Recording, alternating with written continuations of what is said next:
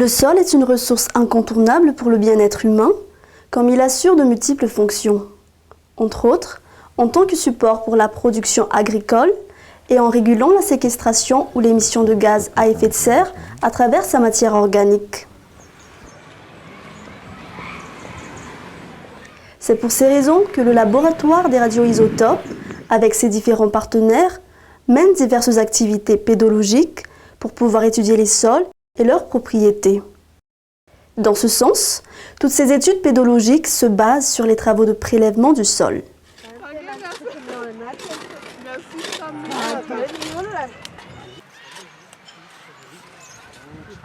Et pour prélever les sols, d'abord, on commence par la trouaison d'une fosse à l'aide de l'engade ou la bêche. La dimension de la fosse dépendant principalement de l'objectif de l'étude et donc de la profondeur de sol que l'on veut prélever. Mais généralement, cette profondeur varie d'une dizaine de centimètres à 1 mètre.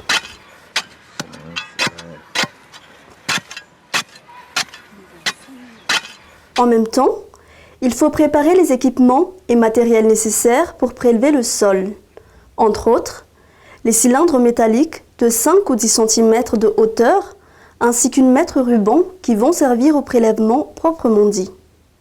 Les bois carrés et les marteaux qui vont servir à l'enfouissement des cylindres dans le sol. Les couteaux, les spatules et ardoises servant à la délimitation et à l'extraction du sol avec les cylindres. Les cuvettes et les sachets bien étiquetés qui vont recueillir les échantillons prélevés avec le cylindre. La balance portative de terrain avec laquelle les échantillons prélevés vont être directement pesés.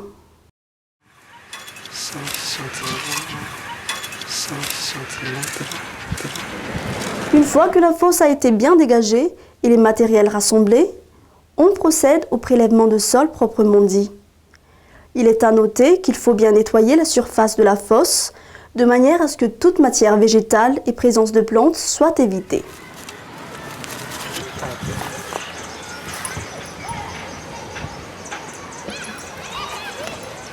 On continue alors par la délimitation des profondeurs de prélèvement à l'aide des cordes à clous et du mètre à ruban.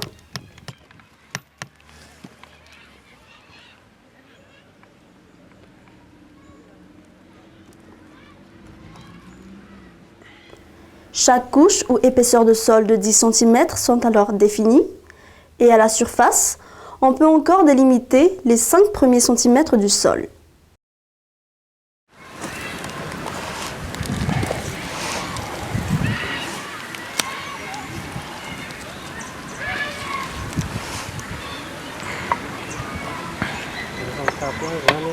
Après cette opération, on procède à l'enfouissement des cylindres dans le sol, sur la couche ou l'épaisseur à prélever, de façon à pouvoir extraire la couche de sol correspondante.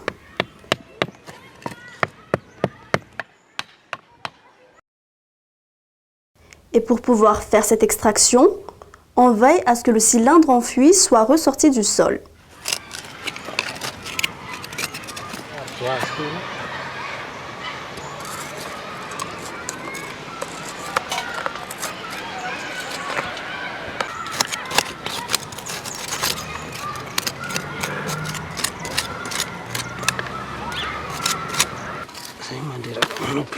On manipule avec le couteau qui sert de levier et l'ardoise qui va couvrir le cylindre.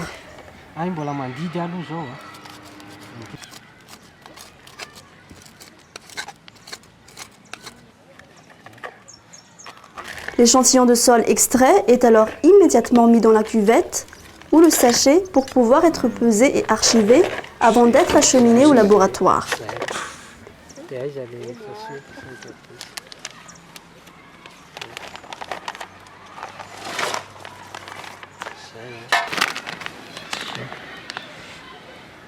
Une fois un échantillon pour une couche ou épaisseur donnée prélevée, il faut par la suite mettre à niveau la surface de la couche ou épaisseur sous-jacente, de façon à pouvoir prélever correctement cette couche en question. Le même exercice est alors refait pour toutes ces couches qui restent à prélever jusqu'à l'extraction de tous les échantillons de sol sur le profil étudié.